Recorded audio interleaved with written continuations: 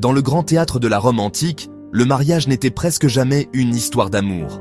C'était une performance de pouvoir, réglée comme un rituel, un contrat pour fusionner des fortunes et acheter de l'influence, forger des alliances politiques, sceller des pactes entre clans, produire des héritiers légitimes, cimenter la lignée, confareatio, coemptio, usus, des cérémonies de transfert plus que d'union. Le mot même uxor portait la marque de la propriété. La femme passait du pouvoir du père au contrôle du mari. Pour l'homme, le mariage était un devoir civique et une étape vers les honneurs. Pour la femme, souvent un voyage sans retour, négocié autour d'une dot. On célébrait moins un partenariat qu'une transaction solennelle. Même au palais, l'épouse était symbole. L'affection impériale, ailleurs. Le contrat était public, le cœur, privé, souvent silencieux. La fidélité conjugale était tissée d'inégalités flagrantes. Exigée des femmes, optionnelle et flexible pour les hommes. On demandait au mari l'honneur public, pas l'exclusivité privée. Fréquenter les bordels, entretenir des concubines ne choquait guère. La virilité se mesurait à la domination, pas à la retenue. Juvénal et Sénèque décrivent de sans phare ce double standard. La règle, discrétion et respect de la hiérarchie. La loi d'Auguste criminalisait l'adultère féminin, pas le masculin. Exil, perte de dot, ostracisme, le prix d'une suspicion. Même les dieux excusaient le désir masculin, présenté comme force de nature. Certains justifiaient l'écart masculin pour épargner aux femmes des grossesses mortelles. Ainsi, la trahison devenait responsabilité domestique.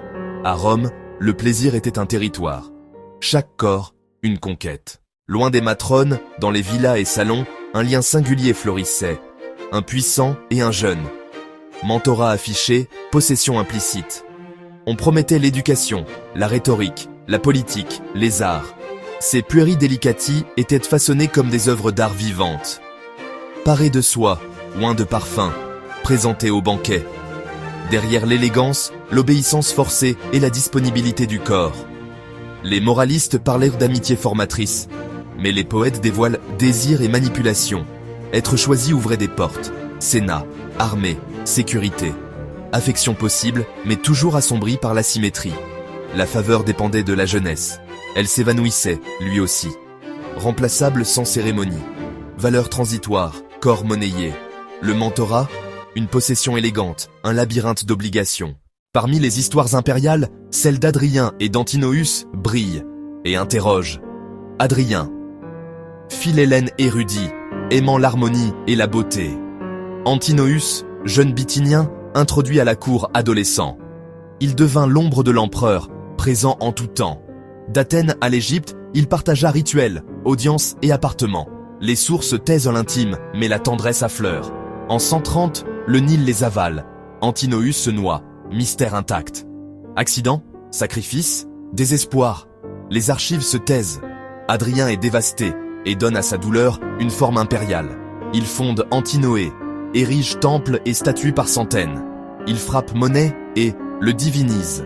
Un jeune sans lignée élevé au rang des dieux. Inédit. Un amour réel, peut-être, mais forgé dans l'inégalité. Au cœur de l'excès romain, Néron et Sporus, l'absolu du caprice. Sporus, beau, jeune, capturé par le regard de l'empereur. Suétone et Dion Cassius. Néron ordonne la castration. Puis, une cérémonie publique. Sporus paraît en épouse impériale. L'union est scellée, la volonté du prince comme seule loi. Dès lors, il vit comme impératrice, par contrainte, non par choix. Néron l'aurait vêtue comme Popée, appelant son fantôme par son nom, un monument vivant à la cruauté et à l'effacement de soi. Avant Sporus, Néron avait épousé un affranchi, Pythagore, en prenant le rôle de l'épouse.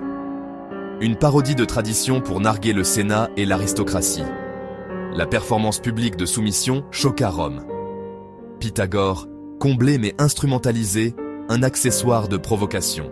Se soumettre par choix, l'ultime démonstration du pouvoir sans conséquence. À Rome, oublions nos étiquettes modernes. On jugeait le rôle et le rang. Le civis devait rester actif et dominant. Virilité, autorité, statut. La passivité masculine valait déshonneur public et quolibet poétique. L'esclave était une chose, res. Le consentement n'entrait pas en ligne de compte. Le corps était frontière. La franchir, c'était perdre sa place. Être l'amant de l'empereur, luxe inimaginable et précarité absolue. Domaine, or, faveur, une ascension vertigineuse pour un humble. Antinoüs, voyage, influence, immortalité sculptée. Mais tout reposait sur un seul regard, celui du prince. Beauté qui passe, faveur qui tombe, chute brutale. Rome fut un empire de silence et de cœurs domestiqués. Ce n'est pas que du passé. Le pouvoir façonne encore l'intime. Un amour véritable peut-il exister sans égalité? La question traverse les siècles.